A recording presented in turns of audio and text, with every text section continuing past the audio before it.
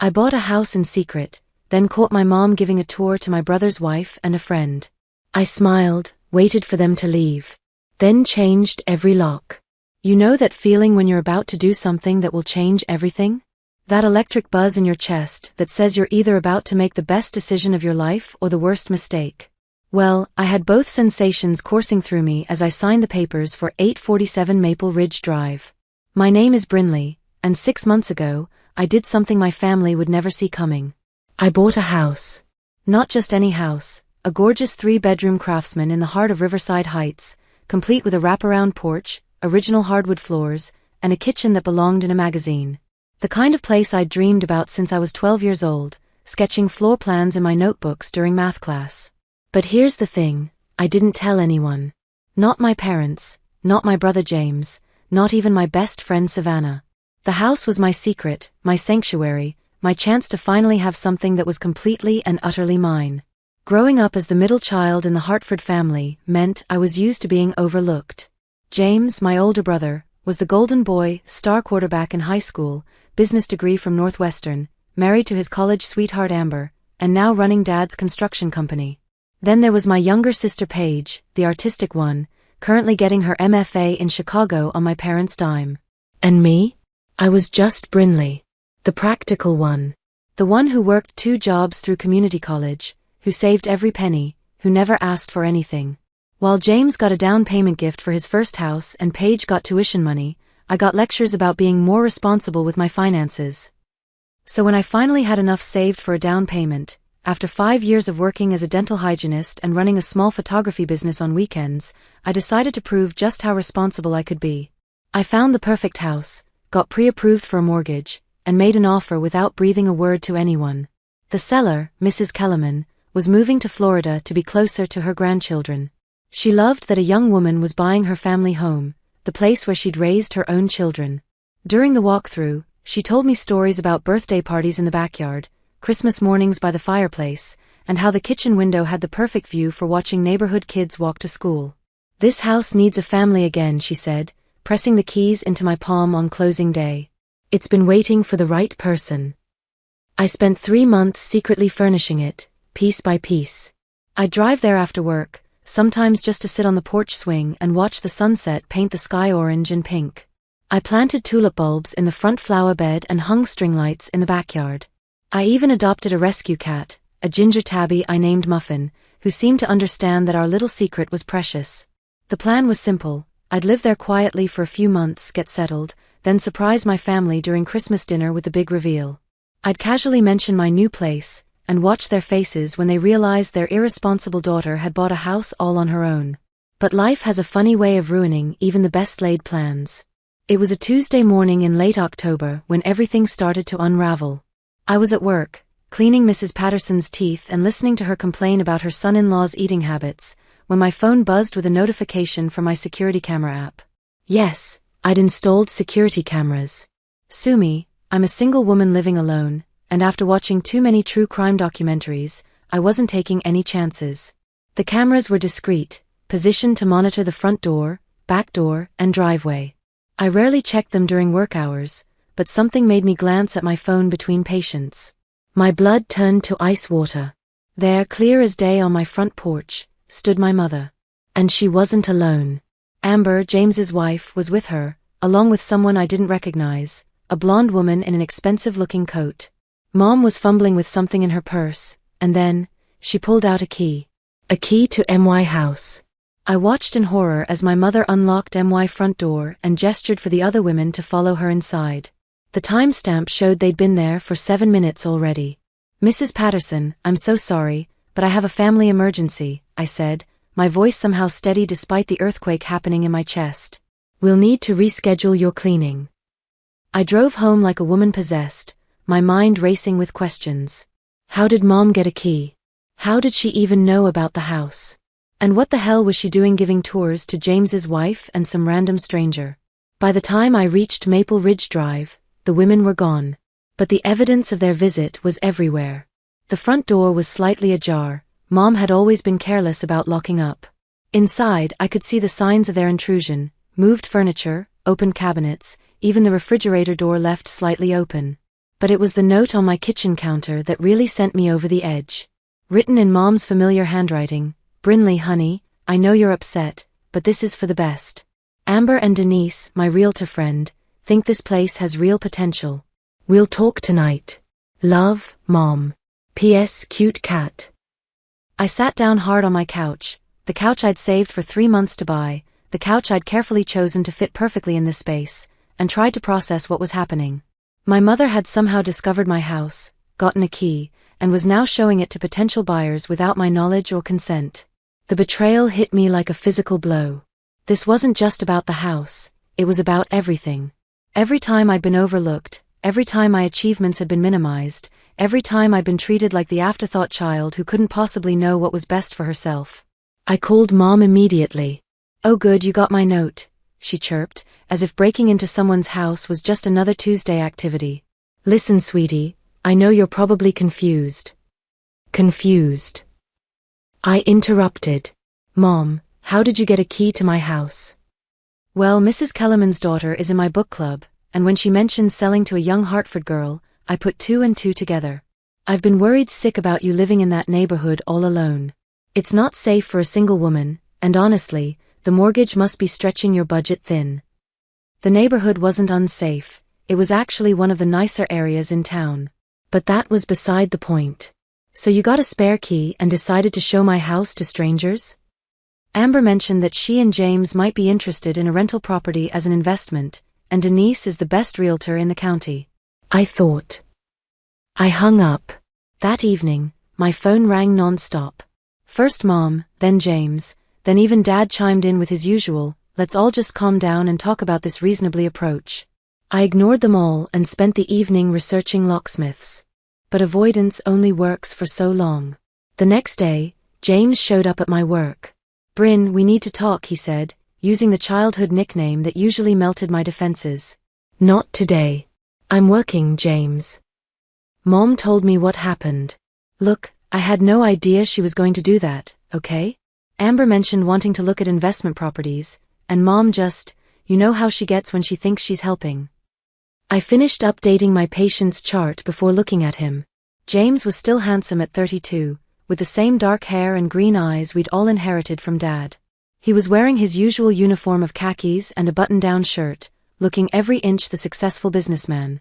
"How long have you known?" I asked. "Known what?" "About the house, James. How long have you known I bought a house?" He had the grace to look ashamed. "Mom figured it out about a month ago. She was worried about you, said you'd been acting strange. Secretive. She asked me to talk to you, but I told her to mind her own business." Clearly she listened to that advice. "Brinley, come on. She's just trying to look out for you. That neighborhood is perfectly safe," I finished. "And even if it wasn't, it's my choice to make. I'm 28 years old, James. I don't need Mom's permission to buy a house." "Of course not. But maybe you could have mentioned it? We're family." That word, family, hung between us like a challenge. Because what he really meant was, families don't keep secrets from each other. Families talk about big decisions. Families ask for advice and input and approval. But in my experience, family meant different things for different people. For James, family meant unconditional support and celebration of every milestone. For Paige, it meant financial backing and cheerleading for every artistic endeavor. For me, it meant skepticism, lectures about practicality, and the assumption that I couldn't handle adult decisions on my own.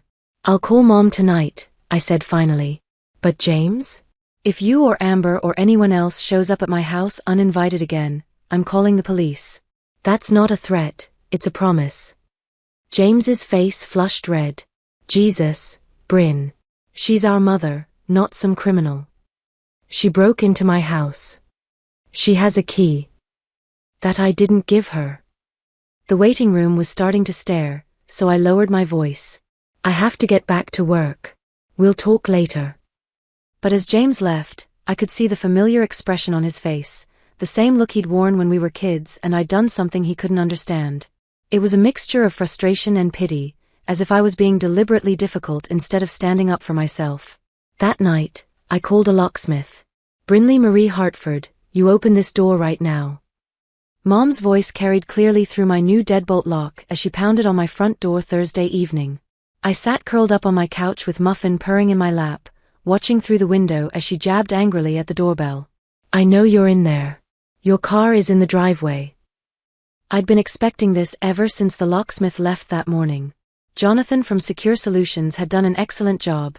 New deadbolts, new doorknob locks, even a new lock on the back gate. When I'd explained the situation, diplomatically calling it a family boundary issue, he'd nodded knowingly.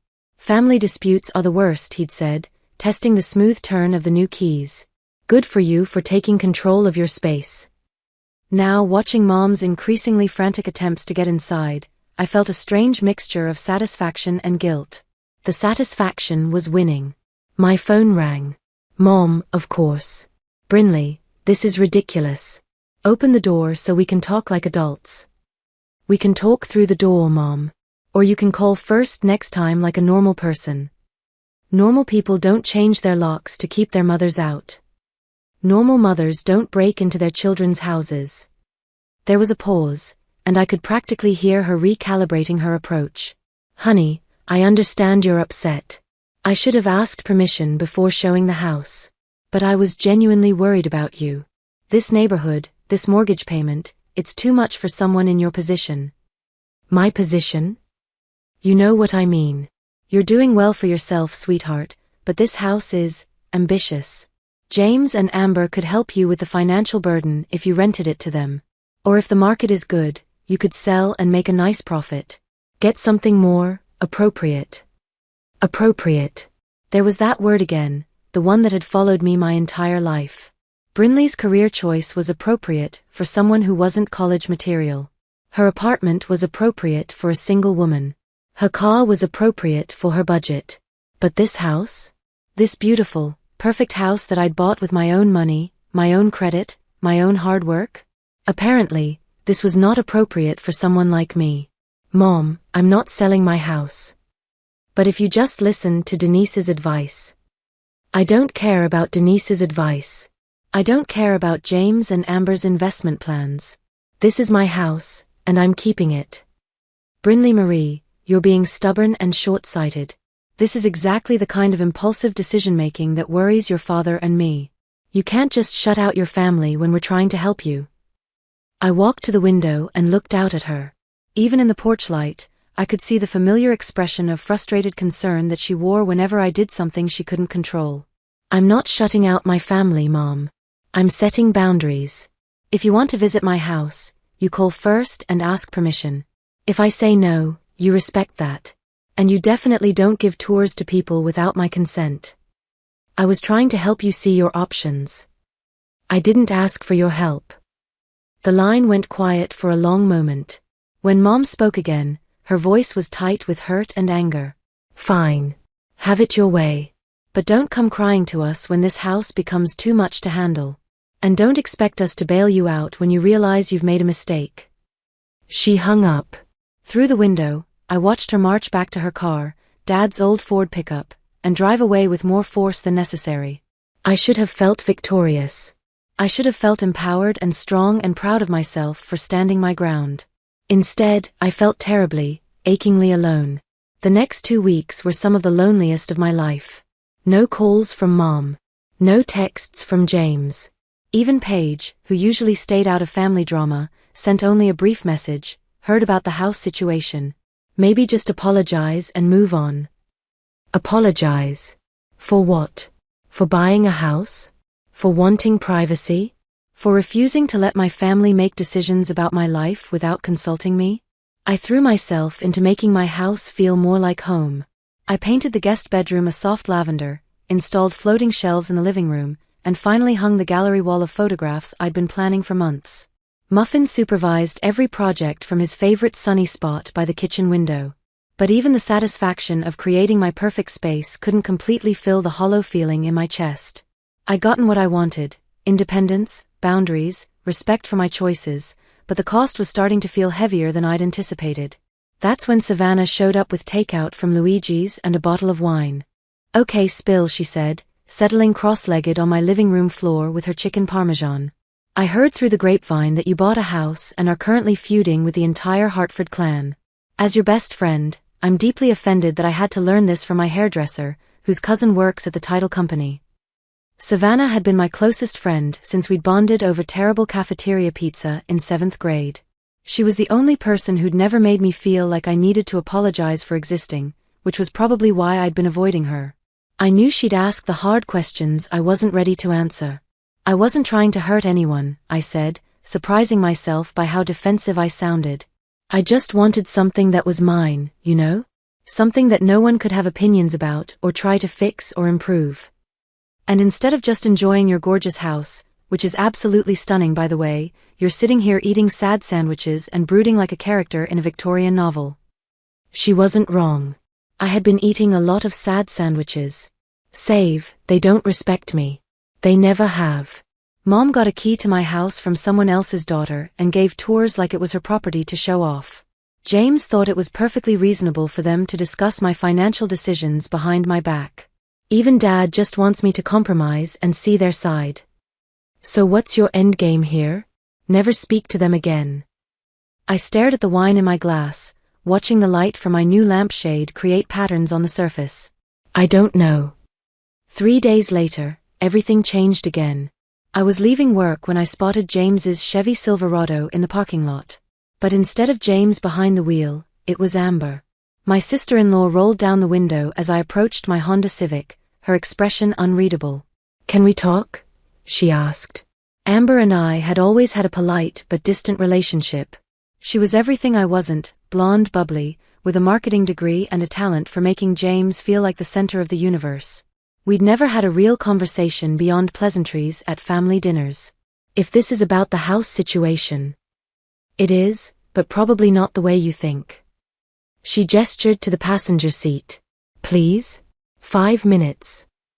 Against my better judgment, I got in the truck. Amber immediately turned to face me, her usual bright smile replaced by something more serious. I owe you an apology, she said.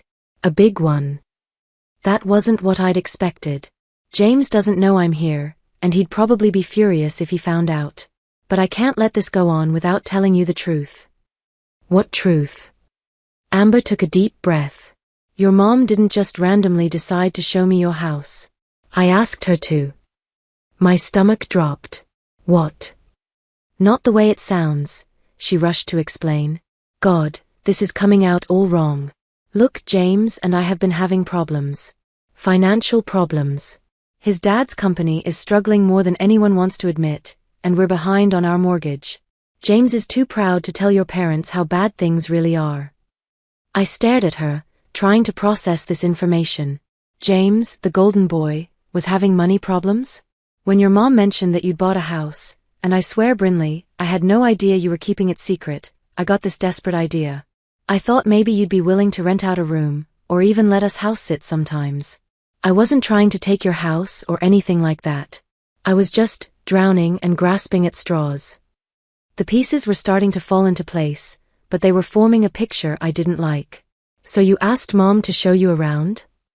I asked if she thought you might be open to having roommates. She said she'd look into it.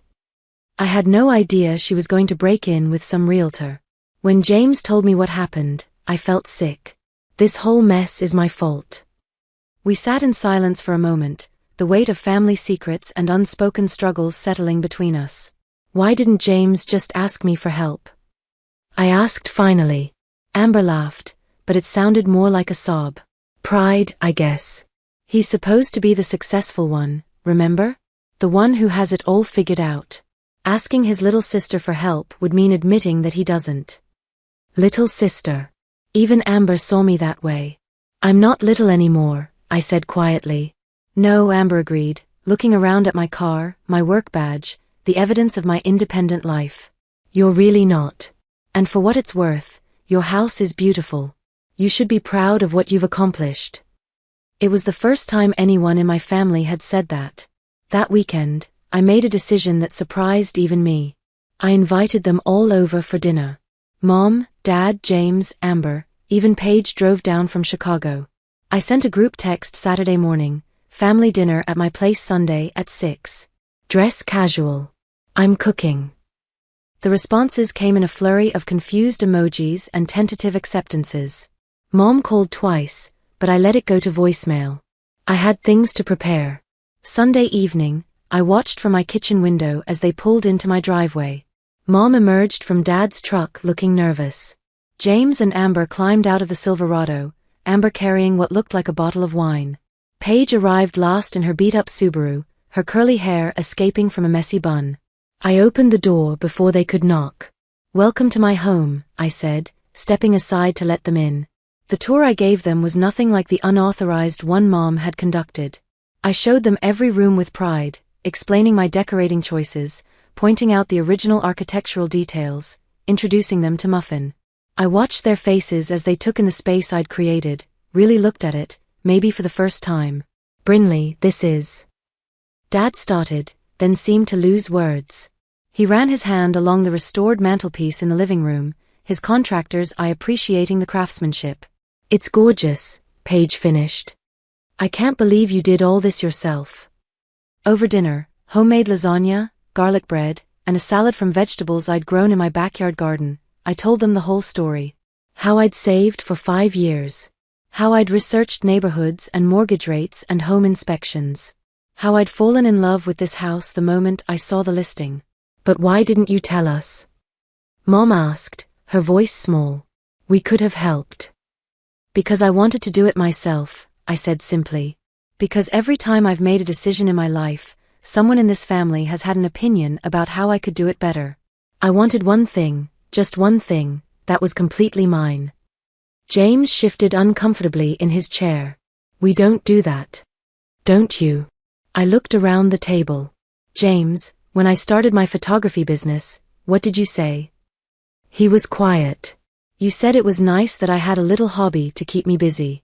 "Dad, when I got promoted to lead hygienist, you said it was good experience for when I decided to do something more serious with my life." "Mom, when I bought my car, you spent an hour explaining why a sedan would have been more practical than my Jeep." The silence stretched uncomfortably. "I love you all," I continued, "but I needed to prove to myself that I could make good decisions without a committee. And I did. I bought a house, and it's perfect, and I'm proud of myself." Amber spoke up suddenly. "I owe you an apology too. About the whole rental thing. I should have talked to you directly instead of going through your mom." James looked at his wife in surprise, clearly hearing this part of the story for the first time. "Money problems?" I asked gently. James's jaw tightened, but Amber nodded. "The construction business has been slow. We're managing, but it's been stressful." I looked at my brother, really looked at him. For the first time, I could see the stress lines around his eyes, the way his shoulders carried tension. The golden boy wasn't as golden as everyone thought. "If you need help," I started.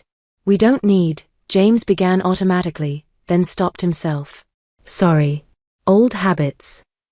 "If you need help," I repeated firmly, "you can ask me. But you ask me directly, and you respect whatever answer I give.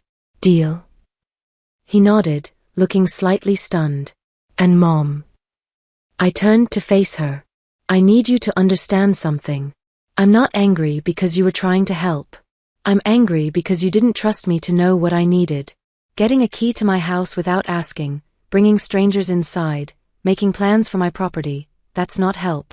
That's control." Mom's eyes filled with tears. "I just worry about you. You're so independent, so determined to do everything alone. I wanted to make sure you had options. I appreciate that you worry. But I need you to trust that I can handle my own life.